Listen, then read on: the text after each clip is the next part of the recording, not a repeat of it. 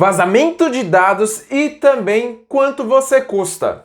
Sim, as suas informações elas são muito importantes, mas para quem é importante essas informações? Durante o vídeo de hoje, nós veremos justamente todo o contexto desse vazamento de dados e também para o que eles são utilizados hoje e principalmente contra você. Para quem não me conhece, muito prazer, meu nome é Arnaldo Ridani, sou professor de Geografia e Atualidades aqui do canal GeoAtual. Então, a primeira coisa que nós precisamos pensar é o contexto. O que acontece ou o que levou a gerar todo esse vazamento de dados? E isso, muitas pessoas só pensam apenas no caso pontual. Ali, uma pessoa quer ganhar dinheiro e as empresas querem ganhar dinheiro também. Pois é, mas ainda tem um contexto anterior. Vamos pensar um pouquinho na Revolução Industrial? Fazendo esse recuo histórico então, Quando nós chegamos e falamos sobre indústrias, no começo as indústrias elas passam o quê? A ter as esteiras, a ter as linhas de produção. E olha só, se você não souber o que é o Fordismo, o Taylorismo e o Toyotismo, tem um vídeo no canal, inclusive com uma musiquinha de eu pagando mico. Então, a indústria, ela tem um poder muito grande de produção em massa, ou seja, para todas as pessoas, e isso vai uma crítica, Lembra que essa produção em massa, ela significa a padronização do consumo, ou seja, a padronização dos modos de vida nossos. E aí o que vai acontecer? Pensa comigo. Quando nós temos então essa padronização, você vai ter essa produção em massa, as indústrias elas não vão pensar nas suas concorrentes e vão falar, eu vou garantir o monopólio. O que é monopólio, Arnaldo? Ela vai dominar todo o mercado consumidor. E qual que é o maior problema disso? Ela cria um estoque muito grande de seus produtos e aí acaba tendo a crise de 29. Sim, a crise de 1929. Dentre vários fatores, uma das características dessa crise é a superprodução e também o estoque excessivo. A partir de 1929, então, nós temos o quê? Nós temos o toyotismo, onde você vai ter o just in time. Então, o que é o just in time? Então, eu vou produzir apenas o que eu vou vender. Tudo bem? E principalmente você gera muito pouco de estoque, você gera sob encomenda, sob demanda. Então apenas com o dinheiro na mão é que você vai ter o quê? A produção. Então se você sabe que você vende apenas 10 carros, você não vai produzir 15 carros. Você vai ficar com 5 carros parados. Então você vai sempre vender 10 carros e sempre produzir 10 carros. Conforme a demanda for aumentando, então se você passa a vender 11 carros todos os meses, então o que você vai fazer? Você vai produzir esse um carro a mais, aí sim você aumenta a sua produção. Isso está muito relacionado com o trabalho temporário, viu? Que é o vídeo da semana passada. E olha só que importante esse assunto, porque nós estamos dentro do conceito de meio técnico científico e meio técnico científico informacional. Arnaldo, o que é isso, pelo amor de Deus? Calma!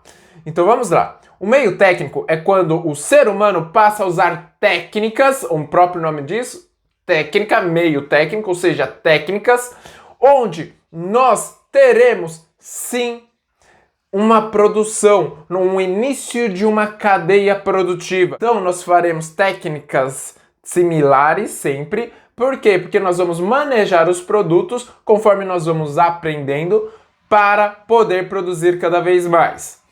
E perceba que isso acontece, por exemplo, com a agricultura.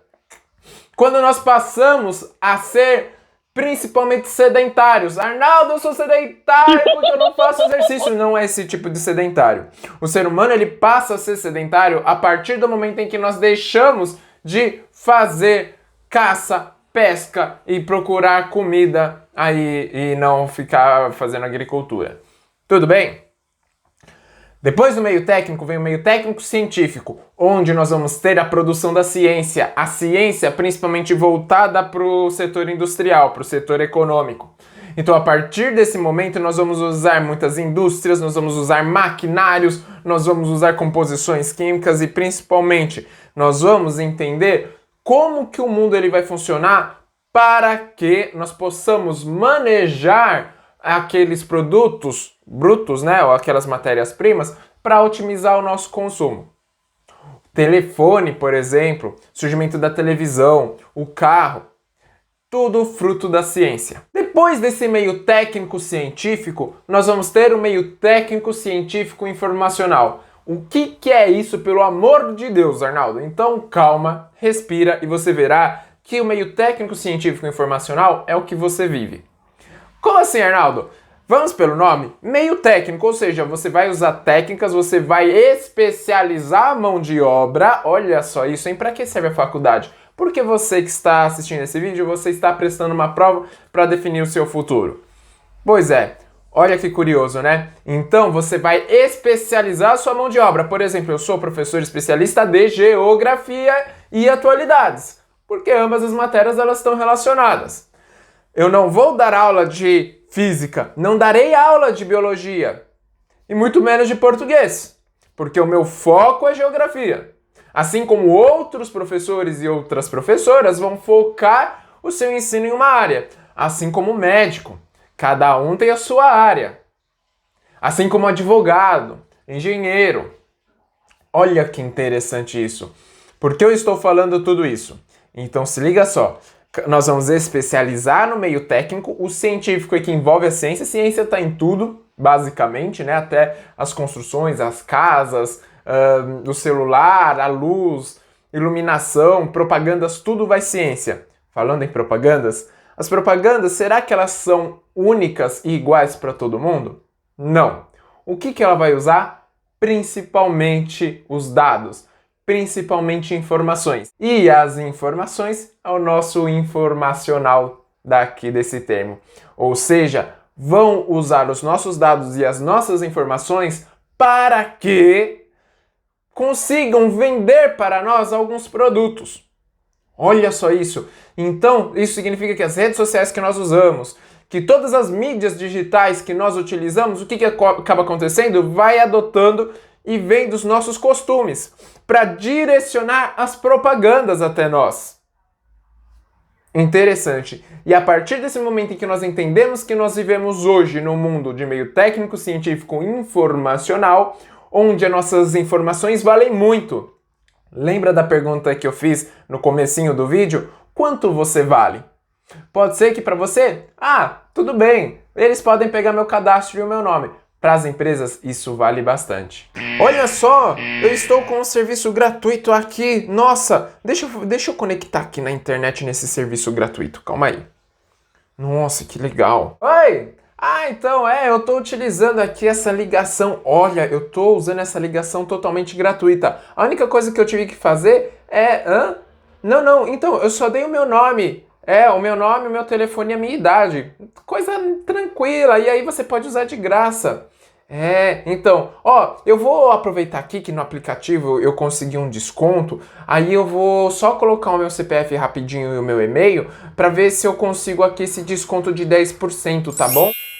Viram esses exemplos? Opa, foi uma invasão aqui nesse vídeo. Como assim? O que acaba acontecendo? Quando você dá o seu nome, o seu CPF para alguns dados, ou melhor, alguns serviços que aparentemente são gratuitos, o que eles têm de interesse em atrás de você? Saber os seus costumes. Saber, através dessas promoções, o que você vai comprar e o que você não vai comprar. Qual é a sua chance de comprar algo? Até porque eles vão direcionar os produtos para você. Hoje eles te dão um desconto, para amanhã eles pesarem muito mais em cima do seu consumo, porque eles sabem que você vai comprar se eles subirem o preço, se eles oferecerem, por exemplo, compre 3 e leve 4, por exemplo. Então, aí você vai acabar comprando, gastando mais dinheiro, consumindo de forma desnecessária e excessiva, e aí sim é que a empresa vai ganhar muito mais lucro do que aqueles 10 centavos que ela perdeu lá atrás.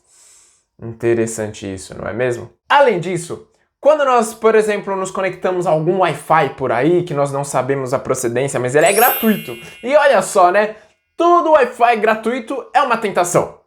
Pois é, mas toma cuidado. Não entre, por exemplo, em contas, em e-mails, não entre em contas de bancos que você tem no celular, porque essas redes, provavelmente, elas vazem essas suas informações. E aí, o que vai acontecer? Golpes. Onde podem clonar seu cartão, podem comprar no débito, fazer compras online e a sua conta vai esvaziando e você não percebe disso. Então é muito importante para você tomar esse cuidado. Além disso, o que acontece? Para onde que vão essas suas informações? Elas vão para um mercado, pode ser que vendam informalmente. Qual é o interesse da pessoa que vende a sua informação? Ah, nossa, mas o meu contato pode valer R$1, por exemplo, é muito pouco isso. Tá bom, para a pessoa que vende, pode ser que o seu contato valha R$1 e para ela pode ser pouco. Mas imagine se ela vender 1 milhão de contatos, que ela pegou na internet já que está disponível. Já consegue R$1 milhão. Isso é muito grave. Isso, inclusive, está sendo debatido porque é crime. Você não pode vazar os dados das pessoas. Outro problema. Podem clonar um cartão seu ou pode até mesmo criar um cartão de crédito e aí chega lá na sua casa uma fatura ou então o banco falando, então, se vira porque você está cheio de dívidas. Além disso, uma outra característica muito importante. Não se esqueça de que a empresa ela quer comprar o seu contato porque aí vai vir o telemarketing. Você por algum acaso já recebeu essa ligação? Oi, então, você foi selecionado e olha só, você vai receber um benefício. Isso mesmo, por algum acaso isso já aconteceu com você? Do telemarketing começar a falar e não parar mais e principalmente, né, quando você vai ver um negócio que ou você usa ou você... algumas vezes eu acabo usando, e aí o que acontece? O telemarketing vai oferecer um valor muito maior do que você geralmente gasta, e realmente são benefícios ótimos, só que o que acontece? Você não usava aqueles benefícios, então para que você vai ter? Esse assunto ele é muito importante, e aí eu volto a fazer a pergunta lá do começo do vídeo. E aí, quanto vale o seu contato? Quanto você vale? Quanto vale as suas informações? Então hoje nós vimos sobre o que é o meio técnico científico e meio técnico científico informacional. Além disso, nós vimos os perigos que podem ter no vazamento dos dados. Por exemplo, o melhor deles é o telemarketing. O pior deles é você ter, por exemplo, uma dívida enorme para pagar. Além disso, nós vimos que os nossos costumes e os nossos dados eles estão sempre, a todo momento, sendo vigiados. É perigoso de que os nossos dados vazem por um vacilo nosso e também, não só pelo vacilo nosso, mas principalmente pela maldade dos outros e das outras. Então é muito importante com que nós possamos sempre vigiar e sempre tomar cuidado com esses nossos dados. O seu dado não vale R$1. Seu dado ele pode valer milhões. Bom, muito obrigado pela sua presença, obrigado por assistir esse vídeo até aqui. Não esquece de dar o like aqui no vídeo, se inscrever aqui no canal do YouTube e compartilhe com seus amigos e suas amigas que querem fazer o vestibular e também para proteção dos dados deles e delas, tá bom? Até o próximo vídeo. Não se esqueça que toda sexta-feira nós temos vídeos novos. Até mais, grande abraço, tchau, tchau!